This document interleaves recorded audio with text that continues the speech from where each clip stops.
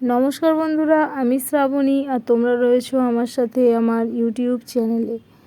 আজকে আমি এমন একটা গাছ সম্পর্কে কথা বলবো যারা নতুন বাগান করছো এবং যাদের হাতে একেবারেই টাইম নেই গাছের যত্নের জন্য, অথচ গাছে ভর্তি ফুল দেখতে চাও, তাদের জন্য এই গাছটা হচ্ছে একেবারে পারফেক্ট গাছ। এই গাছটার নাম হলো রাধাচূড়া বা কৃষ্ণচূড়া। আজকে আমি এই গাছটার বৈশিষ্ট্য এবং এই গাছটা থেকে প্রচুর পরিমাণে ফুল পেতে গেলে কি কি ধরনের যত্ন নেওয়া দরকার সমস্ত বিষয়ে ডিটেলসে আলোচনা করব। ইংরেজিতে একে বলা হয়ে থাকে পিকক ফ্লাওয়ার বা প্যারাডাইস ফ্লাওয়ার। বিভিন্ন নামে এই ফুলকে ডাকা হয়ে থাকে। এই রাধাচূড়া গাছ একটা গুল্ম জাতীয় গাছ। এই রাধাচূড়া গাছে কিন্তু কাঁটাও থাকে। এই রাধাচূড়া গাছে কাঁটা আছে, আমি তোমাদের সেটা দেখিয়ে দিচ্ছি। দেখো, আমি তোমাদের দেখিয়ে দিচ্ছি। দেখো, এই গাছে কাঁটা রয়েছে।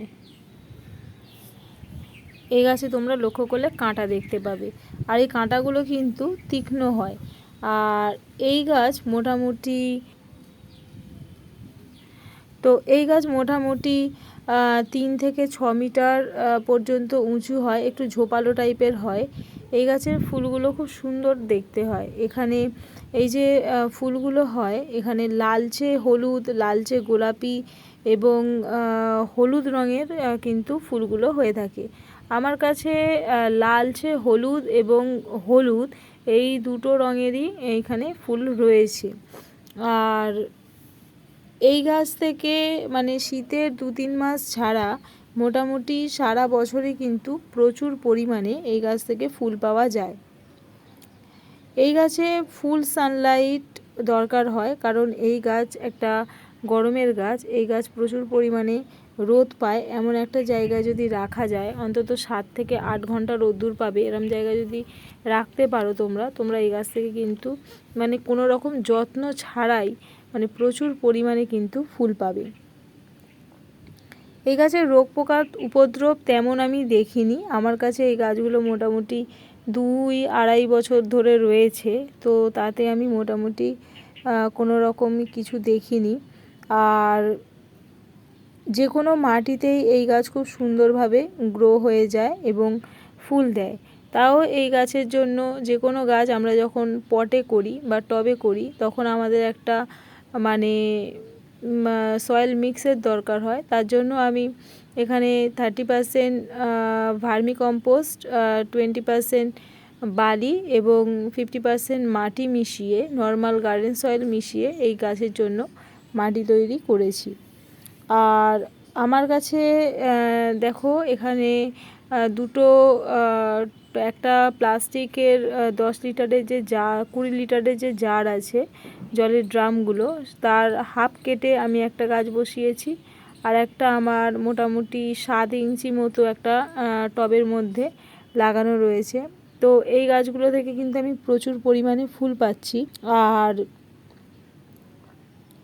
বেশি ঠান্ডায় কিন্তু এই গাছের পাতা ঝরে যায়, আর তখন তাতে ভয় পাওয়ার কোনো দরকার নেই। ভাববে হয়তো যে গাছগুলো হয়তো মারা যাচ্ছে, কিন্তু না, গরমের শুরু থেকেই দেখবে আবার নতুন নতুন পাতা গ্রো করতে শুরু করেছে এবং প্রচুর পরিমাণে ফুলের কুঁড়ি আসতে শুরু করেছে এবং প্রচুর পরিমাণে ফুল হচ্ছে। আমার এই গাছগুলো দেখো এরকম ছোট, এরকম সাইজের একটা টবে লাগানো রয়েছে। এটা 7 ইঞ্চি মাপের টব। আর একটা লাগানো আছে, সেটা 20 লিটারের ড্রাম হাফ করা। তো এই গাছগুলো থেকে প্রচুর পরিমাণে ফুল পাওয়া যাচ্ছে। আর এই গাছে কিন্তু বীজ হয়।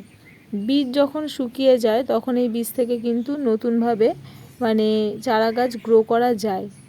এই গাছ যদি মাঝে মধ্যে একটু ছেঁটে দেওয়া যায়, তাহলে কিন্তু এই গাছ সুন্দরভাবে গ্রো করে এবং এই গাছ থেকে প্রচুর পরিমাণে ফুল পাওয়া যায়। আর যখন মোটামুটি, যদিও এই গাছে আমি কোনো রোগ পোকা দেখিনি, তাও যখন সমস্ত গাছে পেস্টিসাইড ইউজ করবে এবং ফাঙ্গিসাইড ইউজ করবে, তার সাথে যদি দিয়ে দাও তাহলে গাছের জন্য খুবই ভালো হয়। তো সেটা দিয়ে দেওয়াই ভালো। আর এই গাছের জন্য খাবারের তেমন দরকার হয় না। মাসে একবার যদি এই গাছে বা 2 মাস অন্তর যদি এই গাছে মিক্সার দেওয়া যায় তাহলে কিন্তু এই গাছ থেকে প্রচুর পরিমাণে ফুল পাওয়া সম্ভব। আর তোমরা যারা নতুন বাগান করছো তারা যদি এই গাছ থেকে মানে তোমরা চাও যে তোমাদের বাড়িতে একটা সুন্দর ফুলের গাছ হোক, যে গাছ থেকে তোমরা খুবই ইজিলি ফুল পাবে, তাহলে কিন্তু তোমরা এই গাছটা লাগাতে পারো। যারা নতুন বাগান করছো তারা কিন্তু গাছ ভরা ফুল দেখতে পাবে খুবই কম যত্নে।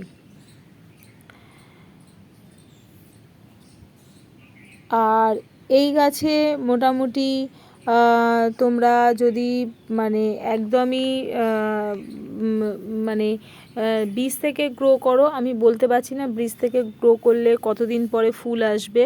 আমি এই গাছটা কিনে এনেই লাগিয়েছিলাম, তো এগুলো বেশি দাম নেয় না। তোমরা যদি কিনে এনে লাগিয়ে দাও তোমরা একদম গ্যারেন্টি সহকারে কিছুদিনের মধ্যেই কিন্তু এই গাছ থেকে ফুল পাবে। আর এগুলো হচ্ছে এই গাছের বীজ, এগুলো দেখো শুকিয়ে গেছে, এইগুলো থেকেই কিন্তু নতুনভাবে গ্রো করা যায়, কিন্তু আমি বলতে পারছি না কতদিনে ফুল পাবে, কারণ আমি কোনো দিন পার্সোনালি এই গাছ বীজ থেকে গ্রো করে মানে করিনি, তার জন্য আমি বলতে পারবো না যে কতদিনে ফুল পাবে। তাই তো তোমরা চেষ্টা করে দেখতে পারো এই গাছ বীজ থেকে গ্রো করে। যদি আমার এই ভিডিওটা তোমাদের ভালো লেগে থাকে তাহলে এই ভিডিওটাকে তোমরা প্লিজ লাইক করো, শেয়ার করো। আর যারা এখনও পর্যন্ত আমার চ্যানেলটাকে সাবস্ক্রাইব করোনি তারা আমার চ্যানেলটাকে প্লিজ সাবস্ক্রাইব করে দিও। Thank you.